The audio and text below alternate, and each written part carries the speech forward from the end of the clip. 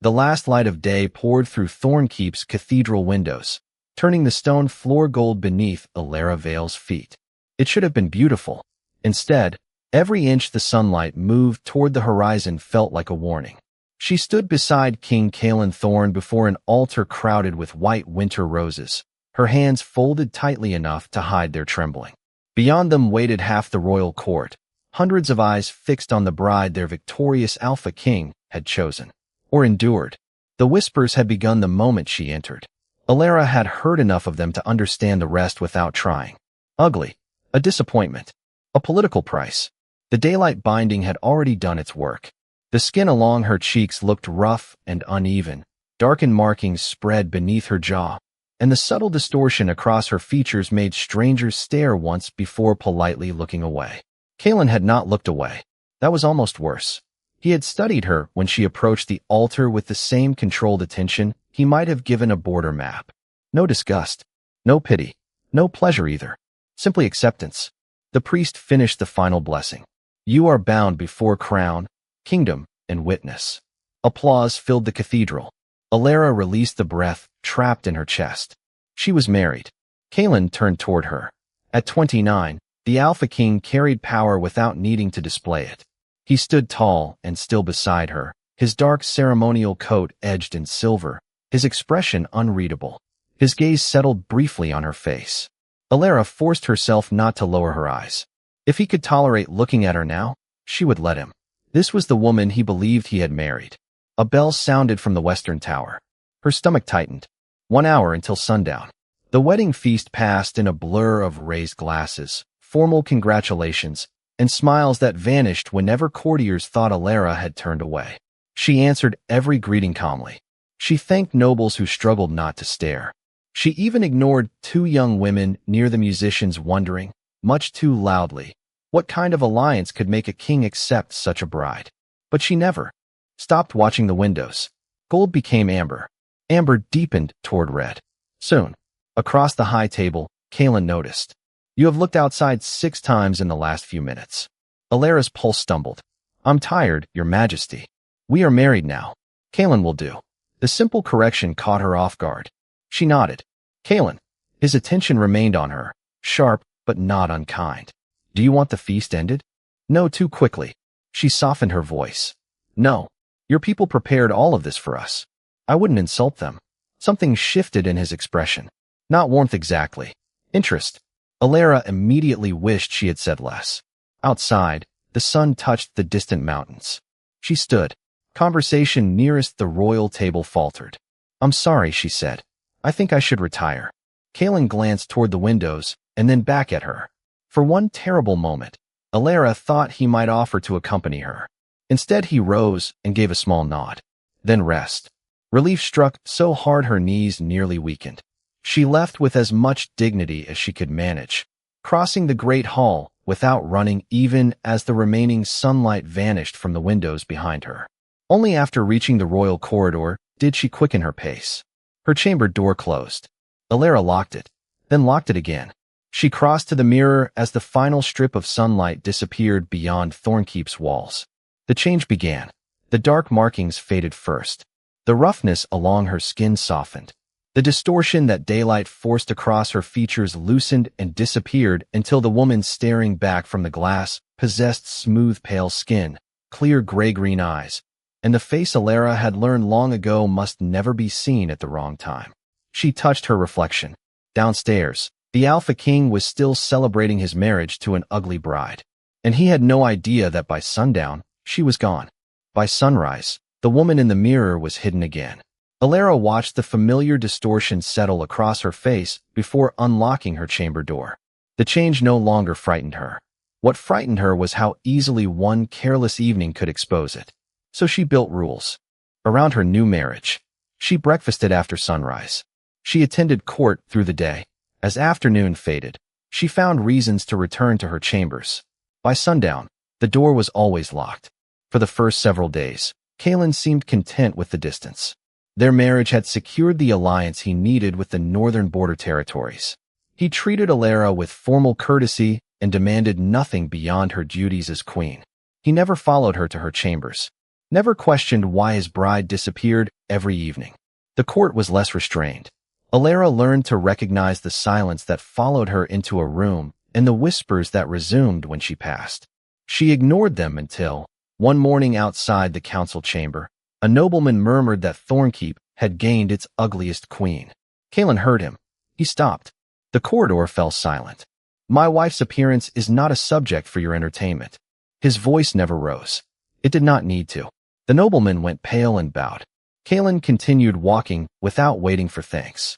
Elara stared after him for a heartbeat before following.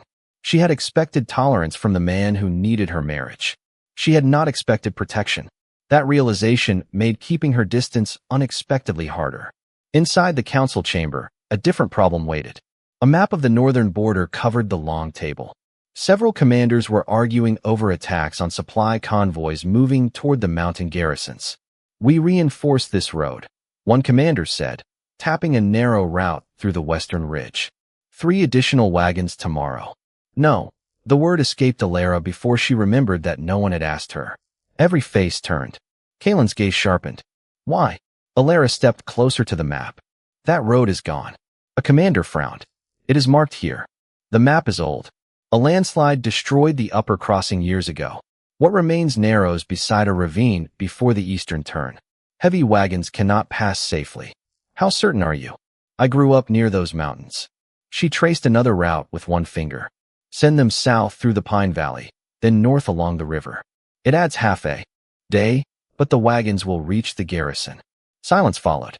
Caelan studied the map, then Elara changed the route. One commander hesitated. Your Majesty, that was an order. The supplies went south. The following afternoon, a messenger confirmed that fresh rockfall had made the western crossing impassable. After that, Caelan began asking Elara questions. At first they concerned roads, rivers, villages, and winter paths. Then he asked what she thought of the attacks themselves. Elara had no answer yet, but she noticed something disturbing. The raiders seemed to know exactly when royal supplies would move. Someone was predicting the kingdom's decisions too well. She looked up from the map and found Caelan already watching her. Not her markings, not the uneven skin daylight gave her. You see something, he said. I see a pattern I don't understand yet. Then keep looking. It was the first time anyone at Thornkeep had spoken to her, as though her judgment mattered. And Elara hated how much she wanted to hear it again. The days became more dangerous because of that. Distance had been easy when Caelan was merely the cold king she had married. Respect created questions. Questions created conversation. Conversation created time together. Time was the one thing Elara could never safely give him without limits. Late one afternoon, Caelan spread 3 new reports across the council table. I want you at the strategy meetings from now on. Elara looked toward the western windows. The sun had already begun its descent. Every afternoon, her fingers tightened beneath the table. How long do they last? Caelan glanced at her, apparently puzzled by the question. Until we are finished. Elara looked again at the sinking sun. For the first time since arriving at Thornkeep, her careful routine no longer belonged entirely to her. And tomorrow, the Alpha King expected his bride to remain beside him while daylight ran out. The next afternoon, Elara entered the council chamber already calculating how much daylight remained. 3 hours, perhaps a little less. It should have been enough. Caelan stood over the border map with his commanders while Elara took her place beside him. New reports had arrived from the northern garrisons, and the pattern she had noticed was becoming harder to dismiss. Supply movements were being anticipated. Routes changed in private were somehow becoming known beyond Thornkeep. Elara studied the reports while the sun slowly crossed the western windows. 1 hour passed, then another. She began watching the light between sentences. Caelan noticed. Again, before he could ask, the chamber doors opened, and a messenger hurried inside carrying a sealed dispatch. Your Majesty, from the northern garrison. Caelan broke the seal. His expression hardened. Another supply convoy had been attacked. The council erupted into argument. Elara looked toward the windows. The sun was touching the mountains. She stood. I need to leave. Caelan glanced up. Now. Yes. We need your knowledge of the eastern approaches. Her heartbeat quickened. I can review them tomorrow. Elara. The remaining sunlight had turned red. She could feel the first warning beneath her skin. I'm sorry. She left before he could stop her. Walking became running as soon as the council chamber disappeared behind her. The royal corridor stretched ahead, far longer than she remembered. Elara reached her chambers just as warmth moved beneath the markings along her throat. Too late. The transformation had begun. She pushed through the door, but a servant was inside preparing the lamps. Elara froze. "My lady, leave." The servant stared. "Now." The woman hurried out. Elara could not risk following her into the corridor to lock the outer door. Instead, she seized a dark cloak from a chair, pulled the hood low, and slipped into the unlit side passage adjoining the royal apartments. Her skin was already changing. By the time the last daylight vanished, the roughness was gone. Elara pressed herself against the stone wall and waited. Footsteps sounded nearby. Heavy, measured. Caelan. Elara. She stopped breathing. He entered the passage carrying one of the border reports. In the dimness, his eyes found her immediately, but he did not recognize her. His hand moved instinctively toward the weapon at his side. "Who are you?" Elara pulled the cloak tighter. She could not answer. One word might be enough. Caelan stepped closer. The passage was dark, but not dark enough. A lamp burning at the distant intersection caught her face for an instant. His expression changed. Not recognition. Shock. Elara turned away. "Stop." She moved faster. "Stop." His footsteps followed. Elara rounded the corner and slipped through another passage she knew connected with the queen's chambers. She heard Caelan stop behind her rather than continue the pursuit.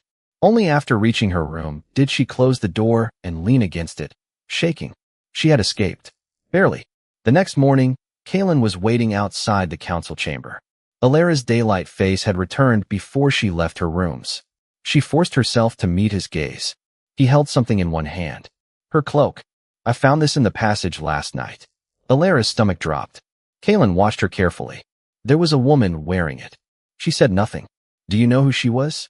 No, the lie came too easily. His eyes narrowed. "This is yours." "Yes." "Did you lend it to someone?" No, a pause. Something in Caelan's expression closed. Elara hated it immediately.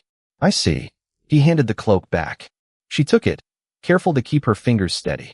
Throughout the strategy meeting, Caelan asked nothing more about the woman. That should have relieved her. It did not. His silence felt more dangerous than questions. When the meeting ended, Elara gathered the reports quickly. One slipped from her hand. She reached for it at the same moment Caelan did. Their hands met. He went still. Elara followed his gaze. A thin white scar crossed the back of her right hand, left from an accident years ago. Caelan stared at it. Then his eyes lifted slowly to her face. Elara remembered the passage. The distant lamp. The beautiful stranger turning away from him. Her hand gripping the cloak. The same scar. Caelan released the report. He said nothing, but Elara knew from the way he looked at her that the mystery had changed. He no longer wondered only who the woman in the darkness was. Now he was wondering why she carried pieces of his wife. Caelan did not ask about the scar. That unsettled Elara more than an accusation would have. For the next 2 days, he behaved as though nothing had happened. He discussed the northern attacks with her, listened when she corrected details on the maps, and never mentioned the woman in the passage again. But Elara caught him watching, not with the contempt she had learned to ignore from others. He watched patterns, her hands, her movements, the moments when her attention drifted toward the western windows. He was waiting for something to make sense. The border crisis gave them little time to confront anything else. A wounded scout arrived at Thornkeep shortly after midday, feverish and barely conscious. He had been found near one of the attacked supply routes, and Elara accompanied Caelan to the infirmary when word came that he might have information. The healer pulled back the scout's blanket. "He has an infection." Elara smelled the bitter scent before she reached the bed. "No," the healer frowned. Elara examined the scout's lips, then the darkened edges beneath his fingernails.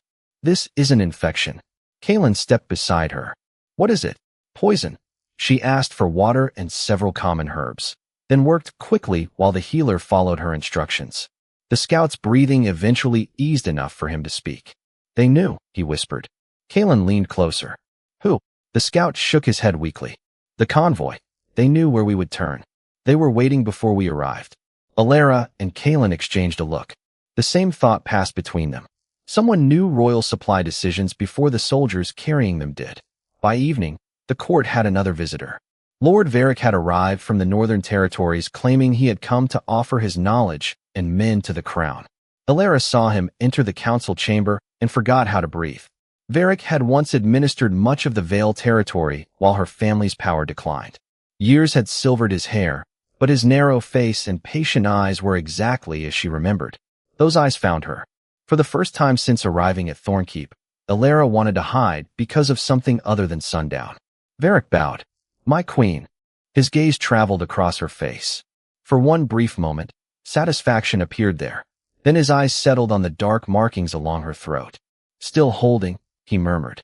Elara went cold. "What did you say?" Varric smiled smoothly. "I said the northern defenses are still holding." Across the table, Caelan looked up. Elara knew he had heard the first version. Varric began discussing the attacks as though nothing had happened. Elara barely heard him. Until now, Thornkeep had been dangerous because Caelan might discover her secret. Varric made her remember that someone else might already know it. Later, after the council dispersed, Caelan asked Elara to remain. She expected questions about Varric. Instead, he spread the scout's report across the table. "You were afraid of him." "I was cautious." "That was not caution." Elara looked toward the windows. The sun was descending. Caelan followed her gaze. His expression changed almost imperceptibly. He could have blocked her path. He could have demanded answers about Varric, the cloak, the scar, or every evening she had fled from him. He did none of those things. "We can continue tomorrow," he said. Elara stared at him. "You're letting me leave?" "You clearly need to." The simplicity of it hurt more than suspicion. For days, she had treated Caelan as another danger to manage. Yet when given the chance to force open the boundary she guarded most fiercely, he stepped away from it. "Thank you," she whispered. She reached the door before he spoke again. "Elara." She turned. "When you decide to tell me what you are afraid of, I would rather hear it from you than discover it from someone else." She had no answer. That night, long after sundown had restored her natural face, Elara remained behind her locked door thinking about those words. Caelan was becoming safe enough to tell. That was precisely what made telling him terrifying. The next afternoon, she crossed a quiet gallery on her way to council and found Varric waiting beside the windows. No servants stood nearby. No guards were close enough to hear. His gaze moved over her daylight face with calm recognition. "You should have stayed away from the north," Elara said. "You misunderstand." Varric stepped closer. "The north is exactly why I came." Her hand tightened around the reports she carried. "What do you know?" His smile disappeared. Enough to make Elara wish she had never asked. "You cannot hide what you are forever." Elara did not answer Varric.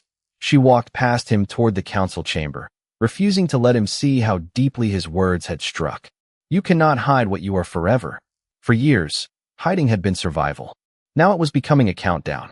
2 evenings later, Varric arranged what he called a necessary gesture of unity, a formal gathering with commanders and nobles from the northern territories before negotiations over the border defenses continued. Elara understood the trap the moment she heard the hour. The gathering would begin before sunset and continue well into the night. She considered claiming illness. Then, less than an hour before the court assembled, a messenger arrived with news of another attack near the northern garrisons. Several visiting commanders demanded an immediate response from both king and queen. Elara could no longer disappear without consequence. She stood beside Caelan in the Great Hall while commanders argued over patrols and reinforcements. Beyond the windows, daylight weakened. Varric watched her from across the room. He knew. Elara forced herself to remain still. Caelan answered a commander, then glanced at her. Her hands were clenched. Her breathing had shortened. The sun touched the mountains. Varric lifted his wineglass almost imperceptibly. Elara felt the first warmth beneath the markings on her throat. "Not yet. Please." Caelan suddenly raised his hand. "That is enough for tonight." The room fell silent. One commander stared at him. "Your Majesty, we have barely begun. We have wounded men returning from the border and reports that require verification. We will continue tomorrow." A nobleman near Varric frowned. "The northern delegation traveled days for this audience, and they will still be here tomorrow." Caelan's tone ended the argument. Elara looked at him. He was already watching her. He had seen her fear and, without knowing its cause, had given her an escape. She left before gratitude could make her hesitate. By the time she reached her chambers, The transformation had begun. Hours later, unable to sleep, Elara stepped into the darkened gallery adjoining her rooms. Thornkeep was quiet now. She should have stayed inside. Footsteps approached. Caelan appeared at the far end of the gallery. Elara froze. She wore no hood. No daylight distortion hit her face. His eyes widened as he recognized the mysterious woman from the passage. For one suspended moment, neither moved. Caelan could have called the guards. He could have followed. Instead, he saw the way she stepped backward into shadow. And stopped. Elara retreated through the nearest doorway and disappeared before courage failed her. The next morning, she found Caelan alone in the council chamber. He did not mention the beautiful stranger. Instead, he closed the door. I know you are hiding something. Elara's heart began pounding. Caelan, I am not asking you to tell me today. She stared at him. But I am asking you to stop lying to me. The words landed harder because he spoke them quietly. Elara lowered her gaze. I don't know how. How to tell me. How to know what happens after I do. For a moment, neither spoke. Then Caelan moved to the map table rather than closer to her. When you are ready, tell me. You aren't going to investigate her? The woman I saw? Elara nodded. No, why? Because whoever she is, she was frightened of being found. Elara looked at him sharply. I have spent enough of my life around frightened people to know that chasing them rarely produces truth. Something inside her gave way. Not the secret. Something more dangerous. Trust. Caelan rested one hand on the border reports. You corrected a route my commanders missed. You recognized poison my healer mistook for illness. You saw a pattern in these attacks before anyone else did. His gaze met hers. I trust your judgment more than I trust several nobles who have served this crown for years. Elara could not speak. All her life, she had feared what would happen when someone saw the woman who emerged after sundown. But standing before Caelan in the face the court mocked, she realized. She had begun fearing something else entirely. She did not want him to discover that the ugly bride had secretly been beautiful.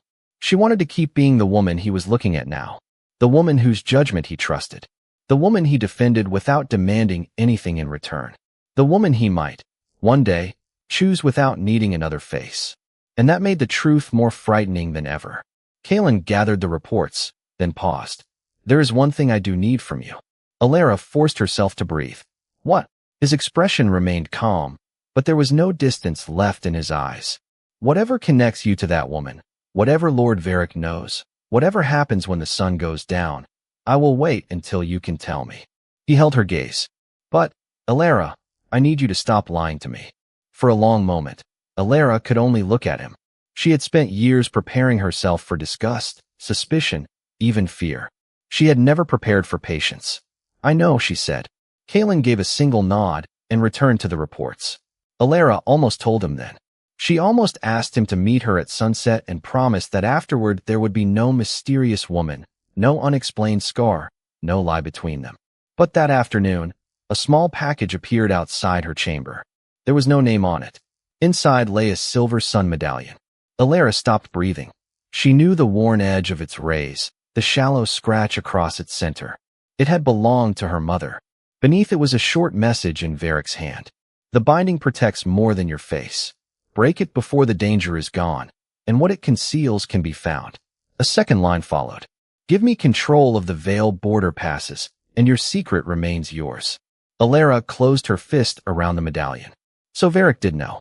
Not everything, perhaps, but enough. She found him before the afternoon council session. No, Varric regarded her calmly. No, you will not have the passes. Then perhaps your husband will finally meet the woman he married. Elara stepped closer. Threaten me again, and I will tell him myself. For the first time, Varric's confidence faltered. Only for a heartbeat. Then you had better be certain you understand what you are revealing. He walked away. Elara carried those words into the council chamber. She and Caelan spent the afternoon comparing supply records from the attacked routes. The pattern was no longer merely suspicious. Several schedules had been altered shortly before departure, each change moving a convoy toward places where attackers later waited. Varric's name appeared nowhere, but the changes repeatedly touched officials connected to territories he had administered. It points toward him, Elara said. It points near him, Caelan corrected. That is not enough to condemn a lord. Not yet. Caelan looked at her. The word hung between them like a promise. They would keep looking. Later, while reviewing another report, A sharp crack sounded outside the chamber. A frightened horse had broken loose in the courtyard below. Caelan went down with the guards to help control the confusion, and when he returned, blood darkened the side of his hand where the reins had cut him. "It is nothing," he said. "Sit." His eyebrows rose. "Was that an order?" "Yes." To Elara's surprise, the Alpha King obeyed. She cleaned the cut and wrapped it with practiced hands. Caelan watched her work. "You always know what to do." "Not always." "No." Elara tied the cloth. "No." The room had grown quiet. Too quiet. Caelan looked toward the western windows. Sunset was still some time away. "You can breathe," he said. Elara's hand stopped. "I am not keeping you here." Heat rose beneath her daylight-marked skin for a reason that had nothing to do with transformation. Caelan examined the bandage. "You know," he said, "your appearance has never been the difficult part of this marriage." Elara looked at him. "What has?" "The distance." She had no defense against that. Caelan continued before she could answer. "I once trusted someone enough to let them close to decisions that affected this kingdom. They used that trust for their own advantage." Elara felt cold. "So you learn not to trust." "I learned deception has a cost." His gaze met hers. "And that is why I would rather hear an unpleasant truth than a comfortable lie." The confession, she had nearly offered that. Morning died behind Elara's teeth. Caelan had just shown her the exact wound her secret could reopen. Yet when she looked at him, she also understood something she had desperately needed to know. He was not waiting for the beautiful woman from the gallery. He wanted the distance between himself and Elara gone. Her. The woman sitting before him in daylight. That knowledge should have made truth easier. Instead, it made losing him possible. The following morning, Thornkeep awakened to preparations for the border treaty gathering scheduled for the next evening. Before council began, Varric requested permission to address the court. Caelan allowed it. Varric stepped into the center of the chamber. "My king, tomorrow we ask northern lords to bind their loyalty to this crown." His eyes shifted toward Elara. "Before they do, they deserve to know whether the crown itself was built upon honesty." The room became still. Caelan's expression hardened. "Say what you came to say." Varric smiled. "Tomorrow night, before this court and every northern witness present, I will provide proof that your queen deceived you into this marriage." Elara felt the silver medallion hidden beneath her sleeve. Around her, whispers began. Caelan did not look at Varric. He looked at his wife. And Elara understood that the time she had been begging for was gone. The whispers followed Elara from the council chamber. By evening, half of Thornkeep would be wondering what their queen had done. By tomorrow night, Varric intended to answer for her. Elara refused to let him. She found Caelan in his private chamber before sunset. He was standing beside the window when she entered. "I need to tell you the truth." Caelan turned. "All of it, as much as I understand." Something in his face tightened at the qualification, but he nodded. Elara closed the door. Then she waited. The room slowly darkened. Caelan said nothing as the sun descended behind the mountains. He did not move closer when Elara's breathing changed or when her hands began to tremble. The last sunlight disappeared. Warmth spread beneath her skin. The dark markings along her throat faded. The roughness across her cheeks softened. The distortion daylight placed over her features loosened until the face Caelan knew was gone. The woman from the dark gallery stood before him. Caelan went completely still. His eyes moved from her face to her right hand, to the thin white scar. Understanding arrived without a word. "You." Elara swallowed. "Yes." "The woman in the passage." "Yes." "The gallery." "Yes." His jaw tightened. There was never another woman. No, silence filled the chamber. Elara had imagined this moment countless times. She had imagined horror, fascination, anger. She had never imagined how painful Caelan's quiet would be. Finally he asked, "How long?" "My whole life. Sunrise brings the other form. Sundown returns me to this one. I cannot choose when it happens." "And Varric knows?" "He knows something about it. More than I thought." She removed the silver sun medallion and placed it on the table. "He sent me this. It belonged to my mother. He said the binding protects more than my face, and that breaking it would allow what it conceals to be found." "Binding. That is what he called it." Caelan looked at her sharply. "You don't know what it conceals?" "No, not completely." His expression hardened. "So even now I am receiving only part of the truth. It is the part one half." Caelan turned away. Elara forced herself to continue. "I should have told you sooner." Yes. The answer struck cleanly. I was afraid. I know. I thought if you saw this face. This is not about your face. He turned back. His anger was controlled, which made it worse. I asked about the woman wearing your cloak. Elara lowered her eyes. And I lied. Yes. I thought I was protecting myself. And I told you deception was the one thing I could not easily forgive. I remember. For a moment, hurt broke through his control. That is what I cannot understand. You knew. Before Elara could answer, pounding struck the chamber door. A guard entered at Caelan's command. Your Majesty, the northern signal tower has been seized. Caelan's attention snapped toward him. By whom? Men loyal to Lord Varric. They used royal orders bearing your seal to open the Veil Pass. Elara went cold. Forged orders, Caelan said. Yes, Your Majesty. The guard continued. If the tower remains under their control, they can hold the pass and cut off movement through the northern route. Everything Elara had seen suddenly aligned. The altered supply schedules. The raids. Varric forcing attention toward the border. His demand for control of the passes. He never wanted only to expose me, she whispered. Caelan looked at her. He wanted Veil. And he wanted me afraid enough to give it to him. Elara reached for the medallion. She knew those mountains. She knew the old paths around the signal tower, the routes that would never appear on Caelan's maps. She also knew Varric wanted her there. You cannot go alone, Caelan said. I didn't say I would. You were thinking it. Elara met his gaze. If I stay here under royal protection, Varric keeps the tower. He controls the pass while soldiers and supplies are trapped on either side. And if you go north, you put yourself exactly where he has been trying to force you. Yes. The word frightened her. It did not change the answer.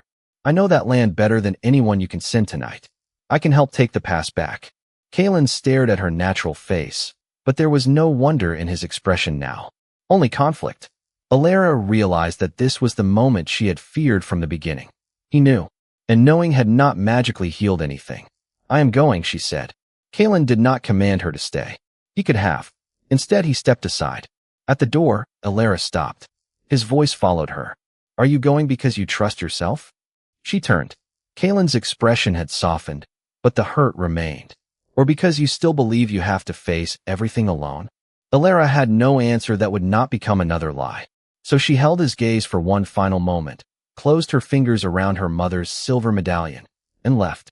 Elara rode north beneath a moonless sky, following roads she had known before Thornkeep had ever become her home. By dawn, the Vale Mountains rose around her. She did not approach the seized signal tower. Varric would expect that. Instead, she left the main road and followed an older trail into the mountains, one hidden behind fallen stone and dense pine.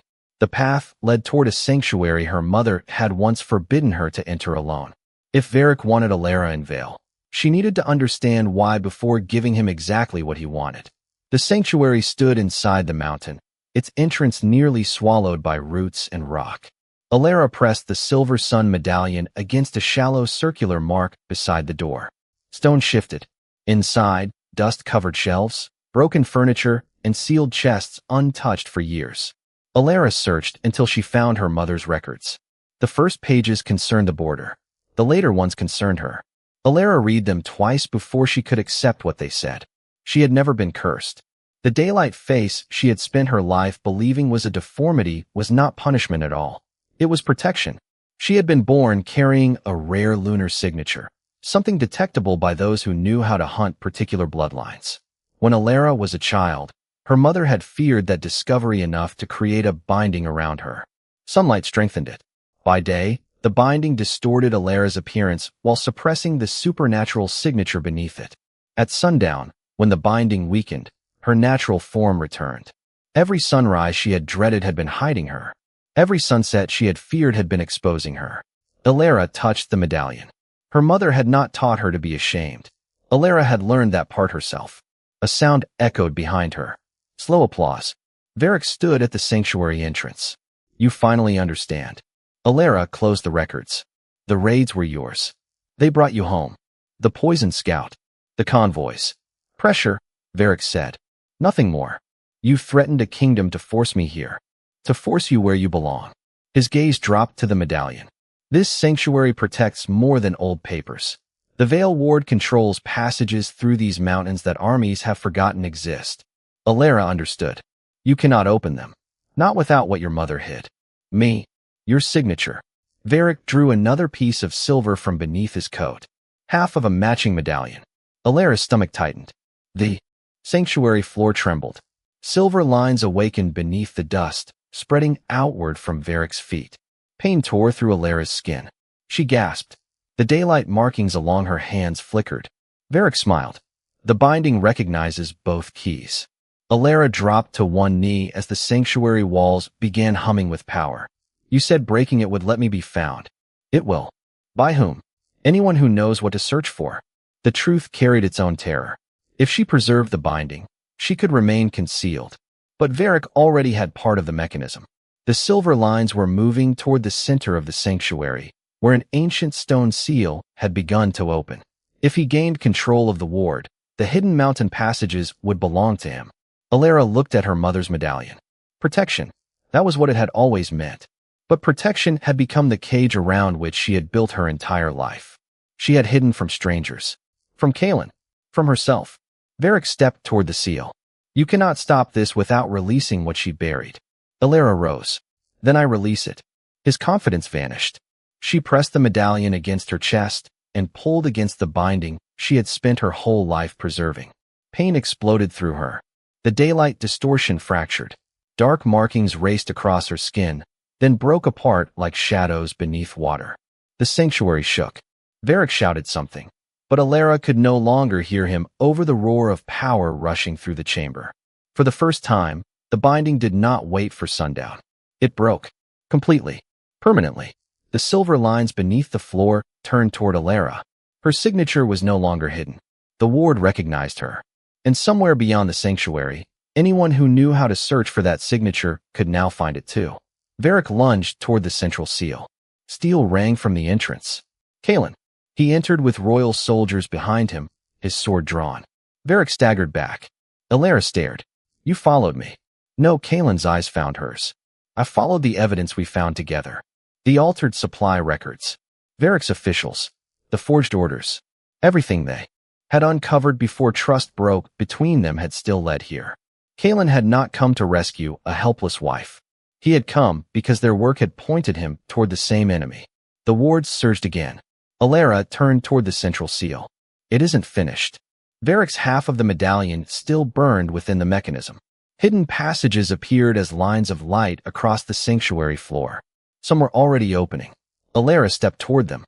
Caelan could fight Varric. His soldiers could secure the sanctuary, but neither could make the choice waiting inside the ward. Only she could. Elara placed both hands against the central stone. The power recognized her immediately. Behind her, Caelan called her name. She looked back. He was staring at the face he had once known only in darkness. But there was no shock left in his eyes. No fascination. Only Elara. She had destroyed the protection that had hidden her since childhood. She could never return to the safety of anonymity. Whatever hunted signatures like hers could one day know she existed. And Caelan still had every reason to walk away from a wife who had lied to him. Yet for the first time, Elara did not want another face to protect her from the answer. She turned back to the ward and let it know exactly who she was. The ward answered Elara with a force that drove through her arms and into the mountain. Lines of silver light raced outward beneath her hands, splitting across the sanctuary floor into a glowing map of veil. Hidden passages twisted beneath ridges, crossed forgotten valleys, and opened behind the northern defenses. Varric had not wanted one road. He had wanted all of them. Elara, Caelan shouted. Varric had broken past the soldiers and was reaching for the half-medallion embedded in the mechanism. Elara saw what he intended. If he completed the connection while the passages remained open, the ward would recognize his command before hers was fully established. She closed her eyes. She knew these mountains. Not merely the roads drawn on royal maps. She knew where winter floods swallowed paths, where cliffs narrowed, where old trails crossed beneath the ridges. All the knowledge the court had, treated as provincial, suddenly existed beneath her fingertips. Elara pushed her will into the ward. No, the nearest silver passage went dark. Then another. Varric seized his medallion. You don't know what you're doing. You were right about one thing, Elara said. The final open route flickered beneath him. I belong to Vale. She closed her hand. But that never meant it belonged to you. The mountain answered. Every hidden passage sealed at once. The surge threw Varric backward. His medallion cracked against the stone, and royal soldiers seized him before he could rise. Silence descended over the sanctuary. Elara remained against the central seal, breathing hard. It was finished. The ward was secure. Varric's forged orders, the altered supply records, the connections among the officials who had redirected the convoys, and the sanctuary records gave Caelan the chain of evidence he had lacked at Thornkeep. Varric would not be returning to court as a respected northern lord. But Elara understood that defeating him had not repaired everything else. Caelan stood several steps away. His sword was lowered. For the first time, there was nothing left for Elara to hide from him. No transformation still waiting to be explained. No mysterious woman. No second identity. No binding. Only the lies she had told and the man she had hurt. I'm sorry, she said. Caelan's expression tightened. I know why you were afraid. That doesn't make what I did right. No, Elara accepted the answer. I should have trusted you with the choice. Something softened in his eyes. Yes. He came closer, but stopped before touching her. Trust would not return because Varric had been defeated. Elara was strangely grateful for that. It meant whatever came next would be real. When they returned to Thornkeep, another choice was already waiting. Several royal advisors argued that Varric's conspiracy did not erase the scandal surrounding the marriage. Elara had concealed her condition from the king. She had lied when questioned directly. There was, they insisted, a simple political solution. Declare the marriage invalid. Distance the crown from the deception. Preserve Caelan's authority. Caelan listened until they finished. Then he stood before the assembled court. No, one word silenced the chamber. Elara watched from beside the council table. Caelan looked toward the nobles who had once whispered about the ugly bride he had been forced to accept. My queen deceived me. Elara felt the words like a blade, because they were true, and she admitted it before Lord Varric could expose her. She then risked the protection that had concealed her since childhood to prevent him from taking control of Vale. His gaze moved across the room. If my authority depends upon pretending inconvenient truths did not happen, then it is not authority worth preserving. One advisor protested. Your Majesty, keeping the marriage may cost the crown support. I know. That was the choice. Not ignorance. Not fascination with the woman Elara became after dark. Knowledge. Cost. Choice. Caelan crossed the chamber and stopped before her. I will not pretend the lie did not matter. Elara met his gaze. I don't want you to. And I cannot promise trust repairs itself because we survived this. I know. But I know who I am choosing. He held out his hand. Elara stared at it. Once, she had believed being chosen would mean someone discovering the beautiful woman beneath the daylight distortion. She understood now how little that would have meant. Caelan had begun trusting her judgment while the court mocked her face. He had defended her dignity before he knew her secret. He had wanted the distance between them gone before he knew the woman in the darkness was his wife. Elara placed her hand in his. I choose you two. Not the political marriage their territories had arranged. Not the safe distance they had maintained. This time, the commitment belonged to them. Weeks later, Elara stood beside Caelan before the same court as dawn approached Thornkeep. Sunlight entered through the high windows. For most of her life, sunrise had meant disappearance. Elara had watched it strengthen the binding, distort her features, and hide the signature her mother had sacrificed so much to protect. Now the first ray touched her face. Nothing happened. No dark markings appeared. No roughness spread. Across her skin, no other face replaced her own. The binding was gone forever. Elara felt the court watching. Once, that attention would have made her lower her head. She did not. Caelan reached for her hand. He did not study her face to see whether she remained beautiful. He simply took his place beside his queen as the council doors opened. Elara looked toward the morning sun. She had spent her life running before sundown and hiding again at sunrise. Now there was nowhere left she needed to run. Together, they stepped into the light.